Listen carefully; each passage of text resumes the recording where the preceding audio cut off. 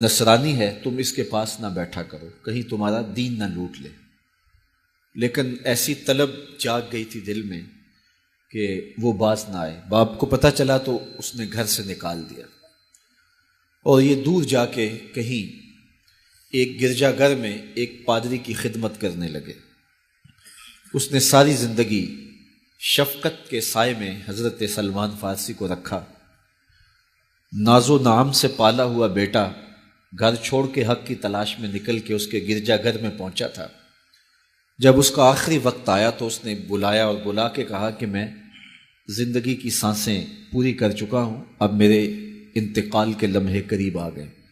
تو نے بڑی میری خدمت کی ہے، تو میرے بعد تو غمودیہ چلے جانا، وہاں کا جو راہب ہے فلاں اس کا نام ہے، تو اس کی جا کے خدمت کرنا تجھے حق مل جائے گا۔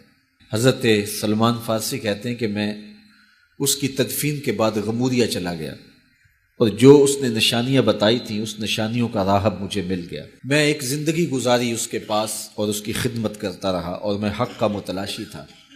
ایک وقت آیا کہ اس کا بھی آخری وقت آ گیا، اور اس نے مجھے تنہائی میں بلا کے کہا کہ کوئی ایسا شخص نہیں رہا جس کے پاس میں تجھے بھیج سکوں، اور میرا وقت آخر آ گیا، اور تو نے سچائی کے ساتھ حق کی تلاش میں میری خدمت کی ہے۔ میں تجھے پتے کی بات بتاتا ہوں، پلے باندھ لے، میرے انتقال کے بعد تو یثرب چلے جانا، نبی آخر الزمان کے ظہور کا وقت قریب آ گیا ہے، اور وہ ہجرت کر کے وہاں تشریف لائیں گے۔ کہتے ہیں میں نے اس کو کہا کہ کوئی اور شخص بھی تو دعویٰ نبوت کر سکتا ہے، میں اتنی خاک چھانی ہے، ماں باپ کا دیس چھوڑا ہے، گلی گلی کی خاک چھانی ہے، تو کہیں میں دھوکہ نہ کھا جاؤں، مجھے نشانیاں بتاؤ۔ تو اس نے 3 نشانیاں بتائیں۔ کہا ایک تو صدقہ قبول نہیں کرے گا، دوسرا ہدیہ رد نہیں کرے گا، تیسرا 2 کندھوں کے درمیان مہر نبوت ہوگی۔ 2 دن کے بعد اس کا انتقال ہو گیا۔ کہتے ہیں میں وہاں سے تدفین کے بعد اٹھا اور یثرب کی جانب روانہ ہوا۔ راستے میں ایک قافلہ تھا اور وہ یثرب ہی جا رہا تھا، تو میں ان کے ساتھ شامل ہو گیا کہ میری منزل بھی وہی ہے۔ لیکن انہوں نے مجھے اکیلا سمجھ کے پکڑ لیا اور غلام بنا لیا۔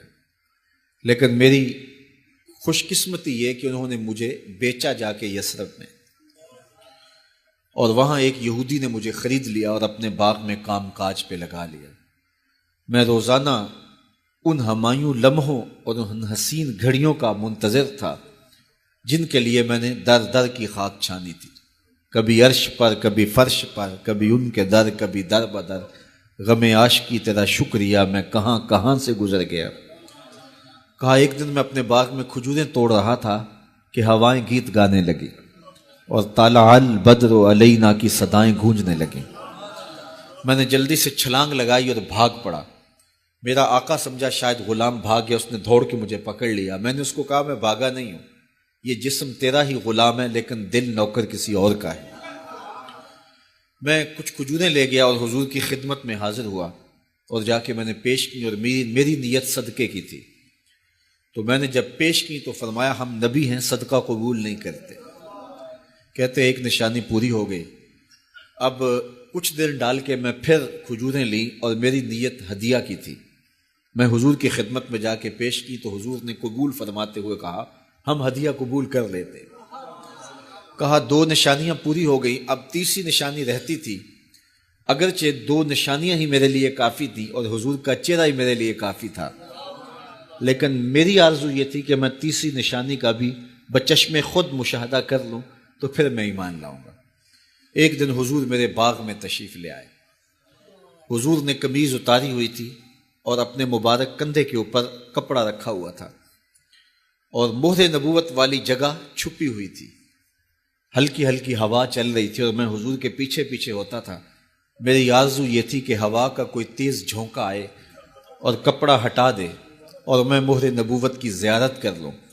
حضور میرے ارادہ قلب سے آگاہ ہوئے، فَأَلْقَى إِلَيَّ رِدَاءَهُ، حضور نے اپنے کندھے سے چادر اتار کے میری جانب پھینکی، پھر اپنے رخ کو پھیر کے میری جانب اپنی پشت مبارک کرتے ہوئے فرمایا انظر الی ما امرت بہ، اس پادری نے جو بتایا تھا دیکھ لے آ کے۔ تو کہتے ہیں میں نے دیکھا تو حضور کے دو کندھوں کے درمیان مہر نبوت تھی، تو میں دوڑ کے لپٹ گیا اور حضور کے مہر نبوت کو چوم لیا اور میں حضور کا غلام بن گیا۔ تو لوگوں نے کہاں کہاں انتظار کیے، کتنی صدیاں کاٹیں، کس کس در کی غلامی کی۔ میں کہا کرتا ہوں میرے مقدر آپ کے مقدر۔ آنکھ کھلی، ہمارے والد مسجد سے مولوی صاحب کو بلا لائے اور انہوں نے کان میں آ کے کہا مبارک ہو، تو حضور کا غلام بن کے آیا۔ شاہوں سے ملا ہے نہ تونگر سے ملا ہے، اللہ کا عرفان اسی در سے ملا ہے۔ اوروں کو ملا ہے تو مقدر سے ملا ہے، مجھ کو تو مقدر بھی تیرے در سے ملا ہے۔ میرے والد گرامی جھوم کے پڑھا کرتے تھے کہ محمد جانے جانا ہے پیغمبر ہو تو ایسا ہو، محمد جانے جانا ہے پیغمبر ہو تو ایسا ہو، رسولوں کی بشارت سے مبشر ہو تو ایسا ہو، امر توقیر کا سب کو موقر ہو تو ایسا ہو، کیا ہم کو غلام ان کا مقدر ہو تو ایسا۔